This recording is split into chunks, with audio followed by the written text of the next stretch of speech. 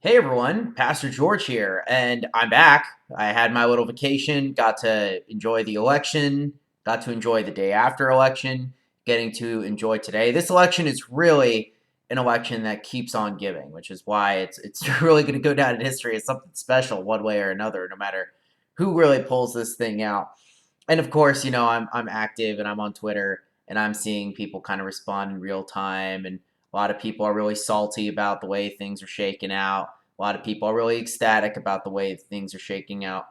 But a story from within the Christian blogosphere kind of caught my mind the other day, and it happened on Tuesday. Well, it came to be released on Tuesday, and it's a story from a guy that I kind of like. I disagree with him on some things, but I think he generally has a pretty good head on his shoulders. It's a pastor up in Canada by the name of Tim Challies, and he does like book reviews and he has a website. He was kind of like one of the first big kind of Christian bloggers that kind of caught on among more, I guess, intellectual, reformed people, that type of stuff.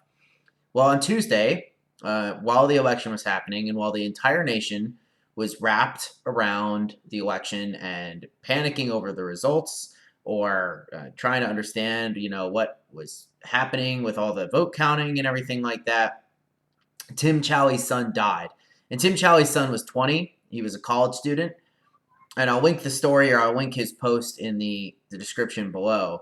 But as far as we know, it seems like it was just kind of a freak accident, right? That Tim Challies' son was playing with some of his friends at college or something like that and just collapsed and never got up, right? He just died.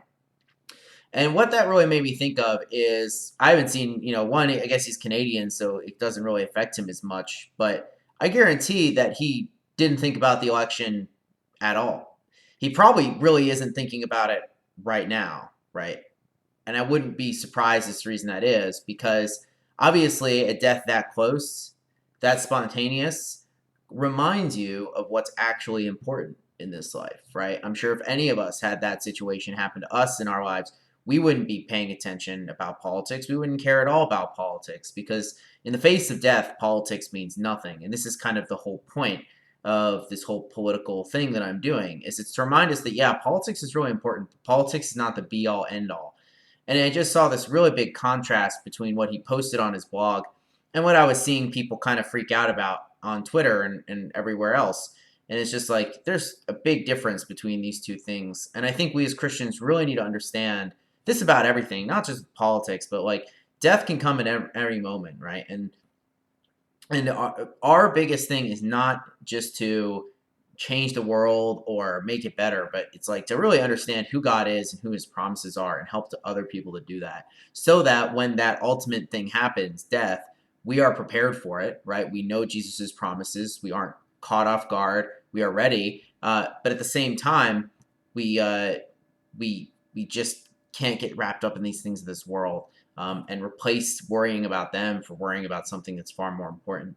So I thought that was a very sobering thing, and obviously it's tragic, but if there's any good thing that comes out of it, hopefully it'll be an alignment for some people like myself to remind us that the things that we do matter definitely, but in the face of death don't matter that much. So the encouragement here is that we do not grieve like others do, right? We know where the future is, and we have to lead other people to it. So that's something to think about, I guess, especially in light of this election.